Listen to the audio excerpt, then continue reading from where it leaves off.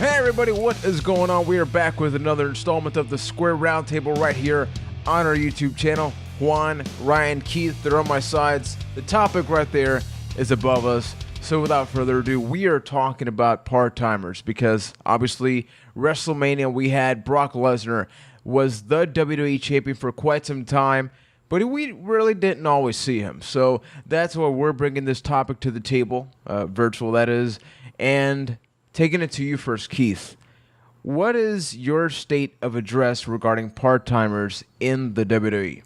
Well, when I think of part-timers, it kind of falls into two categories. You've got your Brock Lesnar's, your almost your Jerichos, your RVDs that come in and they leave a bit of an impact and they'll actually wrestle a couple of matches.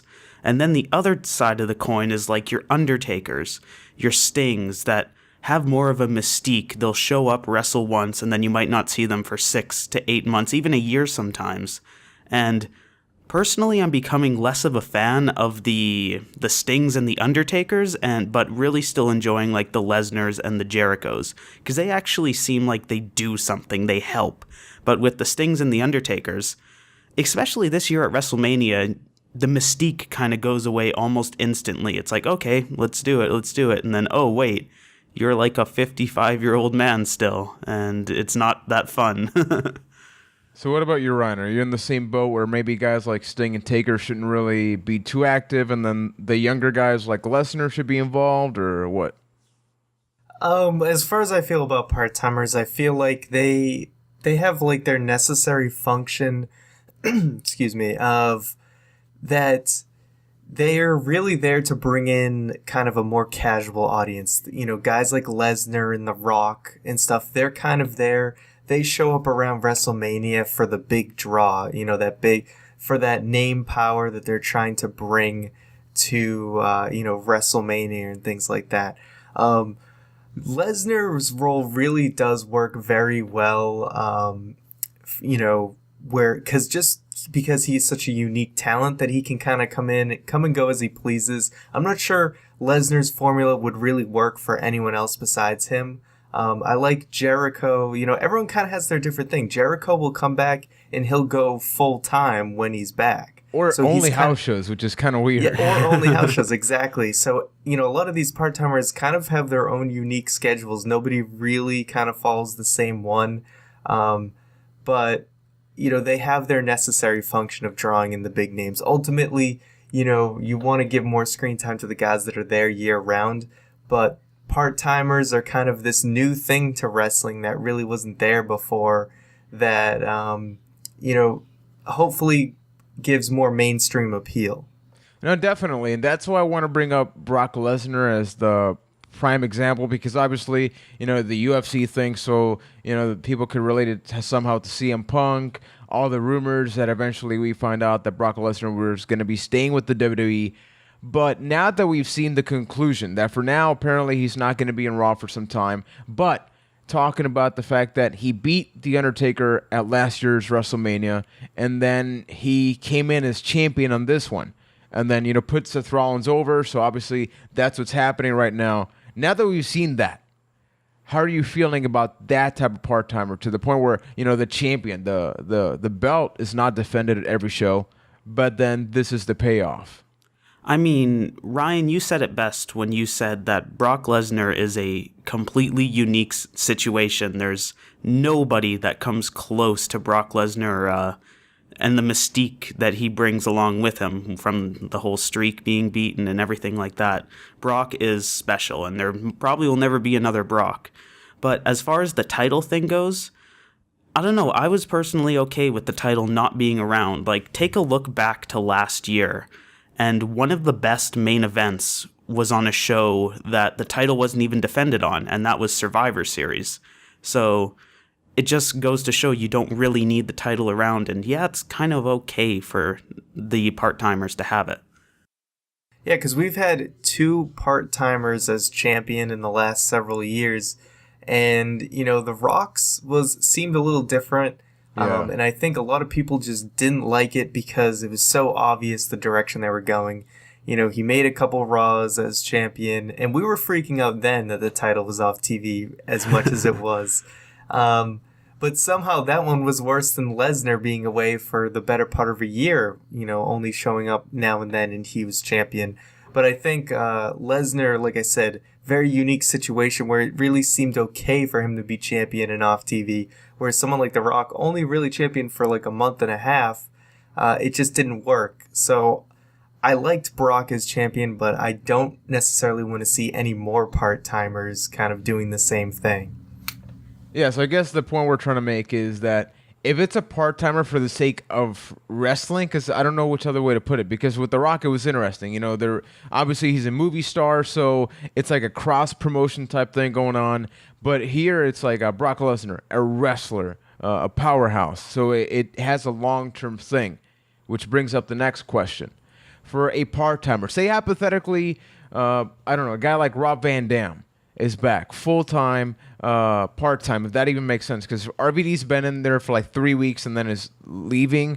But let's assume that he's there it's a couple times a year. It's the Jericho shift or the RVD shift. Yeah, but let's say somebody like him has the Brock Lesnar type deal where, they make a couple of appearances. Would you prefer those guys that aren't Brock Lesnar? Because we agree he's very unique. He doesn't count for this. Should they be high tier, so like WWE Championship, Intercontinental Championship? Where do you see these guys going? For the RVDs and the Jerichos, pretty much do exactly what you've been doing with Jericho, where he kind of comes in and he's above the Intercontinental tier, but he's below the Championship tier, where it's like you really want to work with the guys who are just on the cusp.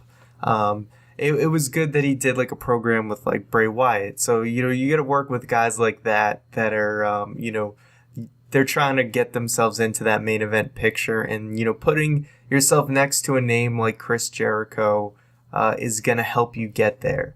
So I like them in kind of that spot where they're kind of elevating mid-carder guys to maybe up to upper mid-card or main event status. But to that point, though, there's also a bit of a diminishing return, really, where like you can put RVD against somebody so many times, but how long is it until you're like, oh, probably going to beat RVD? It's not really that exciting. So yeah. It's about finding that fine line of not going to the well one too many times. No, true, and I think Jericho is a victim of that, where he's real close. It became a thing where he just always loses, so it started to wear off. So then you get into a tricky situation where you gotta have a part-timer come in, you gotta have him win a few more times to kind of get his momentum back for it to mean something again. So, it's a very fine line you have to walk. And then the funny part is we're almost contradicting each other, because we're saying yes to like the Lesnar's, like, yeah, if you're there full-time, part-time, if that even makes sense, that's cool. But at the same time, it's sort of predictable, because at the end of the day, these guys are part-timers. So like this match is eventually going to be pretty obvious. So having said that, do part-timers have more of a fun role? Like, WrestleMania, we got the DX NWO thing during the Triple H Sting match. I mean, that was part-timers everywhere, even Triple H included as an active wrestler. Is that where part-timers should then focus on, and then not all these things we've mentioned? Yes, there's a place for that, but as far as this year's WrestleMania goes, I think they went a little too far in that direction. Like, have your part-time or have your feature matches, but don't have it be the whole show. Well, yeah, I mean, those guys you wouldn't even consider part-timers with, like, NWO and DX. They're kind of just, like, one-off appearances here and there. True. But yeah, I like them showing up for WrestleMania and stuff, but like Keith said, you can't have too many matches that have part-timers, and I think we're getting to that threshold with these past several WrestleManias. Maybe one or two matches, but any more than that, I feel like it's going a little too far. You want to give WrestleMania to the guys who have been there year round. They deserve it more than anybody else. Which brings up the final question. So we agree. Awesome. Brock Lesnar. We're talking about very specific situations, but you just said it, Ryan. The past couple of WrestleManias have been pretty obvious in the main event scene, where it's always been some sort of part-timer or seen a Rock. So it's all these things that almost don't have to do with Raw or SmackDown. So should they take a break for a little while for WrestleMania? Maybe they can work on the SummerSlams, the Survivor Series, but maybe just somewhat maybe work on Rollins versus like an Ambrose or something for whatever they got planned for next year. Just have your feature match or two, and then like have your Undertaker match, have your Sting match, and then leave the rest of the card for the people that have been there year-round. Like, they can have that mystique still, and then have everybody benefit it from elsewhere on the card. So just make a world where you get the best of both worlds, I guess I'm basically saying. Yeah, I mean, should they cool off on the part-timers and only leave it to 1 or 2 matches? Yes. But will they? No. Probably not. Yeah, so we actually want to get your feedback because this is a really open topic that we can talk about throughout all the year because they always have these Royal Rumble appearances, and even though they're one-time appearances, sometimes they lead to more things. They may get a good crowd reaction, and that leads to like a mini run, things like that. I mean, even Kevin Nash. I mean, let's even though we don't have much time, but just for reference, he was supposed to have a match with CM Punk. But then some health issues came up. So there's a perfect example of bringing a guy for part-time purposes to put over a younger guy, but then something happens and it sort of makes everybody look bad. Same thing happened between Foley and Ambrose. That feud was supposed to happen. Mick Foley is a part-timer, and that never came to be, sadly. So give us your feedback on which part-timers have worked, which haven't. If you have any questions for us and you want us to do part 2 of this, because once again, it's a really large topic, make sure to leave it in the comment section below. Hit that like button, hit the subscribe button, and check out the podcast every single which day? Tuesday. Keith is the one with the energy.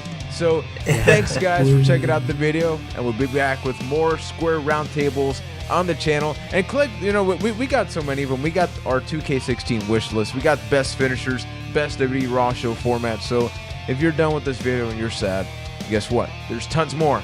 Thanks for watching.